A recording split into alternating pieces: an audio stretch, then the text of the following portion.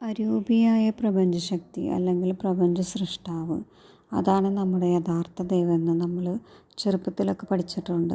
അപ്പോൾ പ്രപഞ്ചശക്തി നമ്മളോട് പറയുന്നത് ഒരു രൂപമില്ലാത്ത അങ്ങനെയുള്ളതാണ് ഈ ശക്തി. ഏറ്റവും അൾട്ടിമേറ്റ്, ഏറ്റവും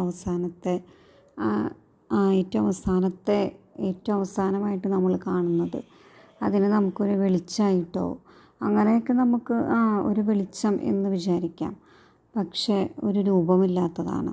ഇനി നമുക്ക് എന്തെങ്കിലും രൂപം വേണം എന്ന് നിർബന്ധമുണ്ടെങ്കിൽ പ്രകൃതിയാലുള്ള ഏതെങ്കിലും സൃഷ്ടിനെ, അതായത് സൂര്യനോ ചന്ദ്രനോ അങ്ങനെ പ്രകൃതിയിൽ സൃഷ്ടി ആയിട്ടുള്ള എന്തിനെങ്കിലും നമുക്ക് ദൈവമേ എന്ന് വിളിക്കാം, അല്ലെങ്കിൽ അതിനോട് പ്രാർത്ഥിക്കാം. പക്ഷേ രൂപമില്ലാത്തവനാണെന്ന് വീണ്ടും പറഞ്ഞല്ലോ.